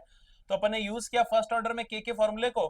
के फॉर्मूले में अपने को के फाइंड करना है, टाइम 40 मिनट, 30% रिएक्शन कंप्लीशन, तो रिमेनिंग अमाउंट इज 70, इनिशियल 100 लिया, रिमेनिंग 70 लिया, सॉल्व किया, के आ गया, और के की वैल्यू यहाँ पुट करने से क्या आ जाएगा, हाफ लाइफ टाइम आ जाएगा। तो बिल्कुल सिंपल सा न्यूमेरिकल क्वेश्चन फर्स्ट ऑर्डर के ऊपर जो है के और हाफ लाइफ से रिलेटेड, राइट। बढ़ते हैं नेक्स्ट क्वेश्चन की तरफ। Yes, the rate of reaction quadruple when 4 times when the temperature changes from 300 to 320 Kelvin. Calculate the energy of activation. Activation energy EA. Activation energy अपने को calculate करना है, assuming that it does not change with temperature. Temperature के साथ में activation energy change नहीं हो रही है, तो EA की वैल्यू कैलकुलेट करनी है। क्या क्या इन्फॉर्मेशन गिवन है, दो टेम्परेचर दिए हुए हैं, जो इन्फॉर्मेशन गिवन है उसको एक बार अपन लिख लेते हैं। Temperature T1 300 kelvin, temperature T2 320 kelvin.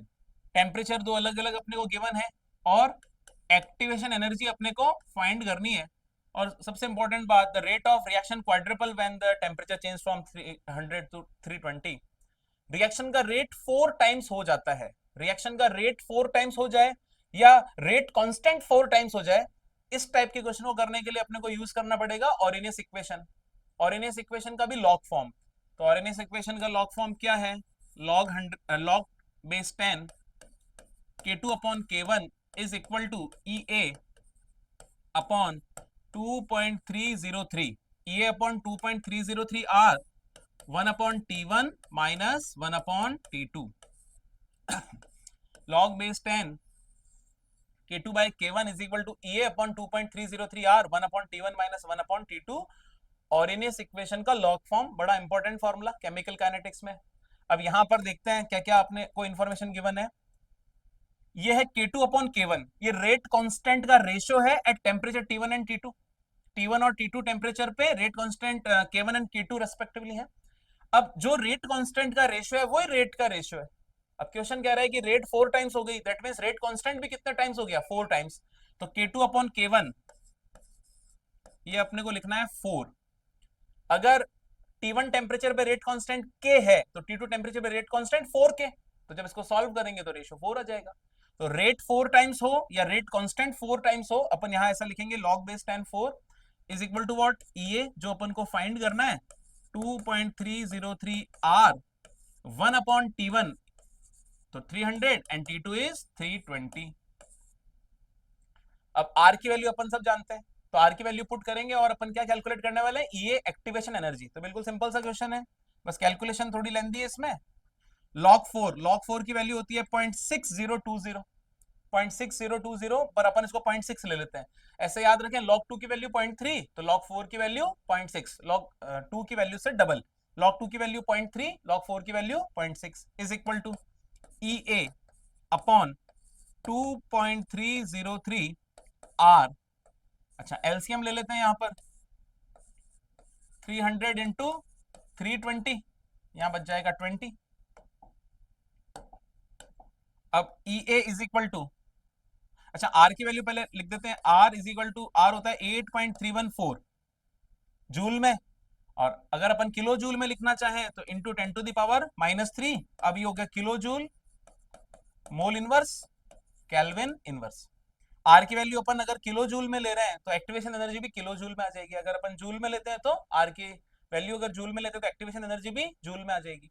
तो आर की वैल्यू भी पुट कर देते हैं, फिर ईए क्या हो जाएगा, EA, yes EA is equal to, cross multiply कीजिए, 0.6 into 2.303 into 8.314 into 10⁻³ into 300 into 320 upon 20।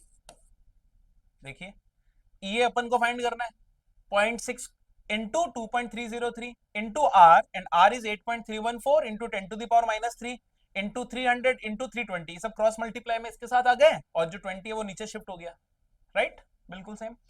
अब ये अप्रोक्स इसको सॉल्व करने से 55 किलो जूल के आसपास आएगा।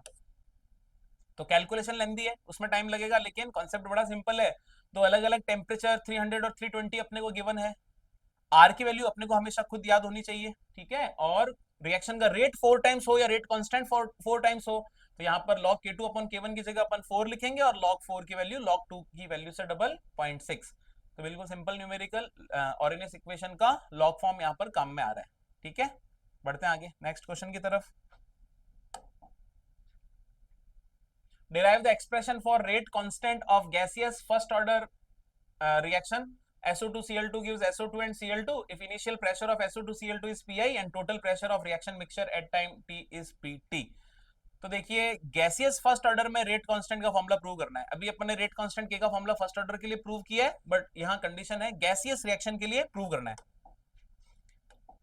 यस, तो first order reaction SO2Cl2 convert हो रहा है SO2 एंड Cl2 में, और सारे रिएक्टेंट और प्रोडक्ट क्या हैं, gas. At T is equal to 0 इसका प्रेशर Pi, क्योंकि क्वेश्चन कह रहा है initial pressure of SO2Cl2 is Pi, जो क्वेश्चन में सिंबल लिखा है अपन वही लिखेंगे। Initial pressure Pi, starting pressure product का तो नहीं होगा, बट जब रिएक्शन स्टार्ट हो जाएगी एट टाइम T, तो इसमें से कुछ ना कुछ प्रेशर रिड्यूस होगा, क्योंकि रिएक्टेंट आगे बढ़ेगा, सब कुछ पार्ट डिकम्पोज होगा, तो सब कुछ प्रेशर कम हो जाएगा।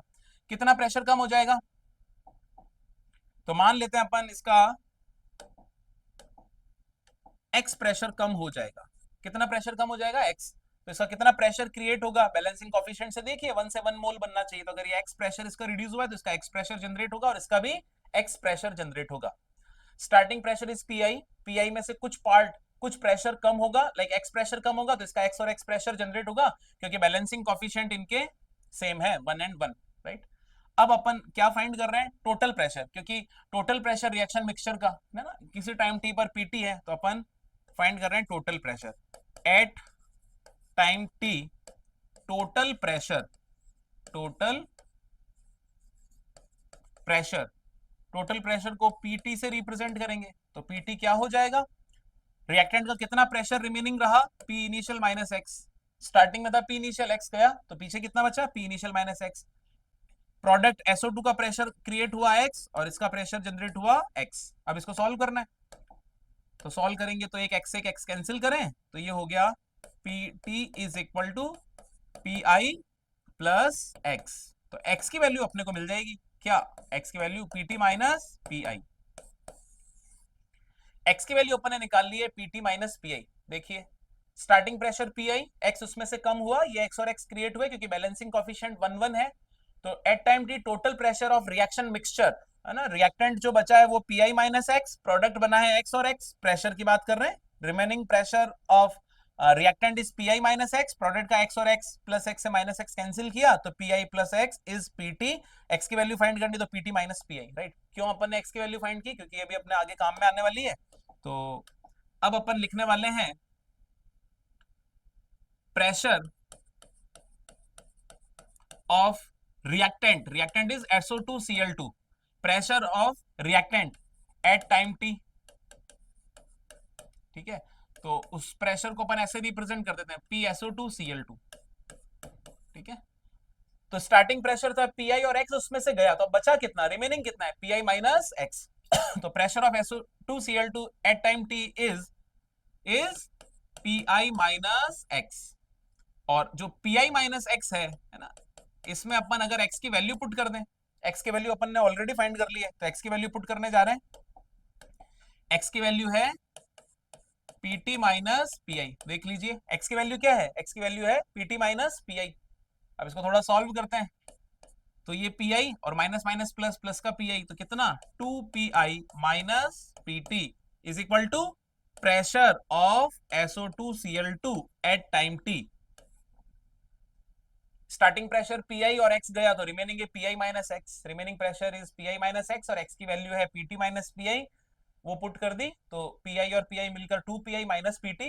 ये अपन SO2 Cl2 का प्रेशर फाइंड कर लिया। क्यों कर लिया अपन इसका प्रेशर, क्या काम में आने वाला है ये देखते हैं।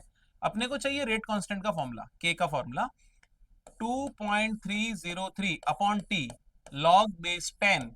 यस, जब कंसेंट्रेशन की बात होगी तो आर नॉट अपॉन आर आएगा। फर्स्ट ऑर्डर काइनेटिक्स में के का formula 2.303 upon T log base 10 R not upon R. What is R not, initial concentration. तो इनिशियल कंसेंट्रेशन की जगह क्या लेने वाले हैं, इनिशियल प्रेशर।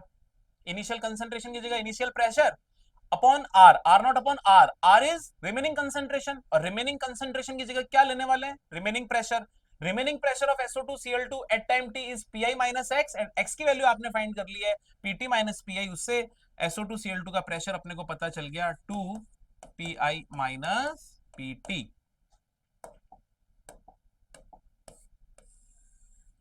ये है रेट कांस्टेंट के का फॉर्मूला फर्स्ट ऑर्डर काइनेटिक्स में। फिर से देख लीजिए 2.303 upon T log base 10 R not upon are.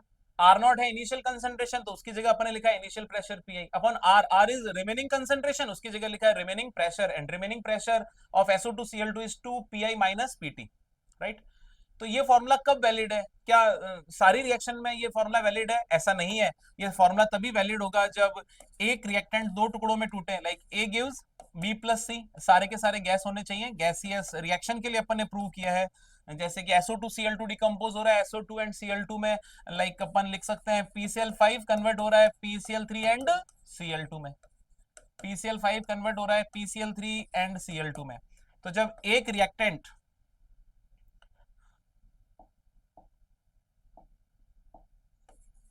जब एक रिएक्टेंट दो कंपोनेंट में डिकम्पोज हो जाए, A gives B plus C, PCl5 gives PCl3 plus Cl2 और SO2 Cl2 gives SO2 plus Cl2, इस टाइप की रिएक्शन में हमेशा यही फॉर्मूला आएगा।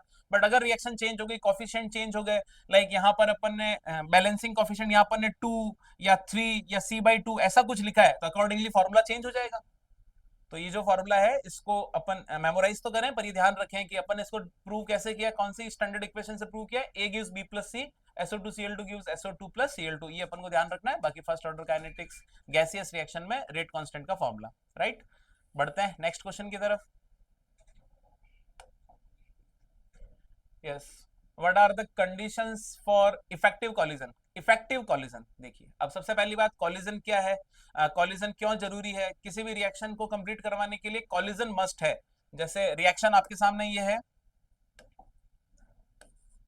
A2 plus B2 gives 2AB। अब ए और ए जो रिएक्टेंट है, A2 जो मॉलिक्यूल है, इसमें ए और ए में बॉन्ड बना हुआ है और बी और बी में भी बॉन्ड बना हुआ है। अब रिएक्शन तभी होगी जब इनके बॉन्ड ब्रेक होंगे। अगर रिएक्टेंट के बॉन्ड ही ब्रेक नहीं होंगे और प्रोडक्ट में नए बॉन्ड नहीं बनेंगे तो रिएक्शन भी कंप्लीट नहीं होगी। तो A2 और B2 आपस में रिएक्शन करें उसके लिए इनके बीच में कॉलिजन जरूरी है, सबसे पहली बात कॉलिजन। और रेट ऑफ रिएक्शन की एक डेफिनेशन ये भी है कि रिएक्टेंट के बॉन्ड्स ब्रेक हो जाना और प्रोडक्ट के न्यू बॉन्ड फॉर्म हो जाना। तो रिएक्टेंट के बॉन्ड कैसे ब्रेक होंगे, जब रिएक्टेंट में आपस में क्या हो, कॉलिजन। तो कॉलिजन तो मस्ट है, कॉलिजन तो होना चाहिए, पर यह क्वेश्चन कह रहा है इफेक्टिव कॉलिजन, कॉलिजन इफेक्टिव होनी चाहिए। तो इफेक्टिव कॉलिजन का क्या मीनिंग है ये अपने को समझना है। तो कॉलिजन ज्यादा से ज्यादा हो ये जरूरी है। और कॉलिजन थ्योरी, कॉलिजन थ्योरी में रेट का formula R is equal to ZAB into P into E power minus EA upon RT। इस फॉर्मूले में R है rate of reaction, ZAB is collision frequency, ZAB is collision frequency.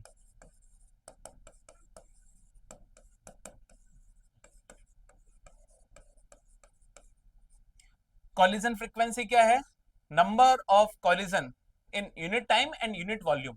Unit volume और unit time में जितने ज्यादा collision होंगे collision frequency उतनी ज्यादा होगी। तो अगर अपन चाहते हैं बहुत सारा प्रोडक्ट बने तो कॉलिजन फ्रीक्वेंसी ज्यादा होनी चाहिए, और वो फॉर्मूला भी कह रहा है कॉलिजन फ्रीक्वेंसी रेट के डायरेक्टली प्रोपोर्शनल है। जितनी फ्रीक्वेंसी ज्यादा होगी उतनी रिएक्शन की रेट ज्यादा होगी। अब मान लो कॉलिजन फ्रीक्वेंसी की वैल्यू कहीं है 10⁻25 से लेकर 10⁻28 पर सेकेंड, पर सेकेंड एंड पर सेंटीमीटर क्यूब या ml। तो 1 सेंटीमीटर क्यूब वॉल्यूम में 1 सेकेंड में 10⁻25 से 10⁻28 कॉलिजन अगर हो गई, इतने ज्यादा कॉलिजन होने पर भी अकॉर्डिंगली प्रोडक्ट नहीं मिलेगा। क्यों? क्योंकि सारे कॉलिजन इफेक्टिव नहीं होते हैं। तो इफेक्टिव कॉलिजन के लिए कॉलिजन थ्योरी ने इंट्रोड्यूस किया यहां पर P। What is P? P is probability factor. Probability factor और ओरिएंटेशन फैक्टर।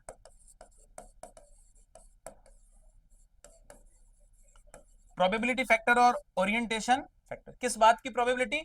प्रॉपर ओरिएंटेशन के साथ में कॉलिजन होने की प्रोबेबिलिटी। कॉलिजन फ्रीक्वेंसी अगर ज्यादा है तो ये तो बहुत अच्छी बात है, रिएक्शन का रेट ज्यादा हो जाएगा। कॉलिजन फ्रीक्वेंसी और रेट डायरेक्टली प्रोपोर्शनल फॉर्मूले से दिखाई देते हैं। बट सारे कॉलिजन इफेक्टिव हो इसके लिए सही डायरेक्शन से सही ओरिएंटेशन से कॉलिजन होना मस्ट है। मींस रिएक्टेंट एक्टिव साइड से कॉलिजन करने चाहिए, रिएक्टेंट मॉलिक्यूल एक्टिव साइड से कॉलिजन करने चाहिए। तो अपन कंडीशन लिख रहे हैं इफेक्टिव कॉलिजन की। कंडीशन, सबसे पहला कंडीशन, रिएक्टेंट मॉलिक्यूल के पास में मिनिमम एनर्जी है ना, must fulfil criteria of minimum energy. Reactant must have minimum energy.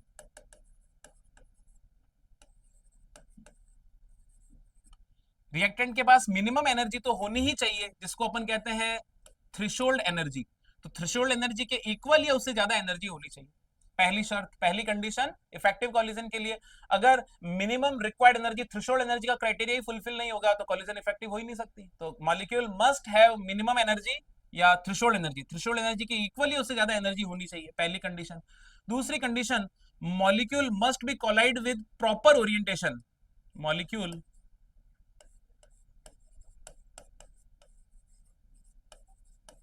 must be collide with proper orientation।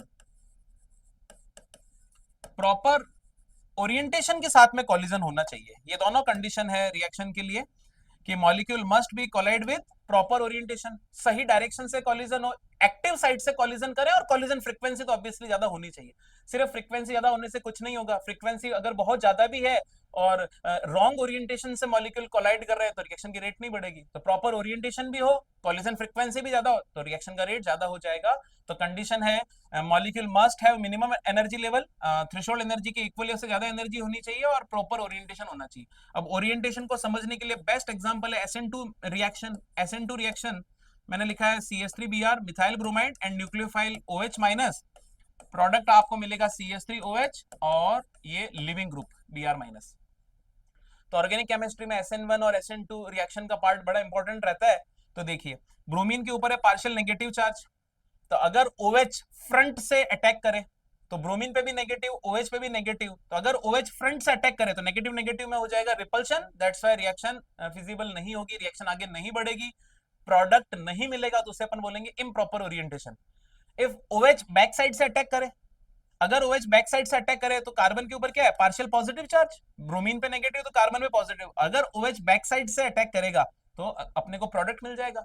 तो यहाँ पर बैक साइड अटैक क्या हो गया? Proper orientation. और फ्रंट अटैक जिसमें रिपल्शन हो रहा है उसे क्या बोलेंगे? Wrong orientation. तो प्रॉपर ओरिएंटेशन का मीनिंग अगर अपने को समझना है तो SN2 मैकेनिज्म को फॉलो करना पड़ेगा। अगर OH बैक साइड से अटैक करेगा देन प्रोडक्ट बन जाएगा, दिस इज प्रॉपर ओरिएंटेशन। और OH फ्रंट से अटैक करेगा तो OH और Br में रिपल्शन हो जाएगा, इम्प्रॉपर, और प्रोडक्ट नहीं मिलेगा। तो इफेक्टिव कॉलिजन की आई थिंक दोनों शर्तें, दोनों कंडीशंस आपको समझ में आ गई होगी, राइट? तो कॉलिजन थ्योरी से रिलेटेड पॉइंट अपने डिस्कस किए। तो आज केमिकल काइनेटिक्स में कुछ क्वेश्चंस की हेल्प से ऑलमोस्ट ऑलमोस्ट पूरा चैप्टर अपने डिस्कस कर लिया, जिसमें ऑर्डर ऑफ रिएक्शन है ना, pseudo first order reaction, effect of catalyst, Arrhenius equation, उसका लॉग फॉर्म का न्यूमेरिकल, और ln के और 1/t के graph, zero order first order के हाफ लाइफ, और रेट कांस्टेंट के फॉर्मूले और उनसे रिलेटेड क्वेश्चंस। तो आपको आई होप आपको ये सब समझ में आ गया होगा। ठीक है, आप सब बढ़िया तैयारी करें, चलिए ऑल द बेस्ट।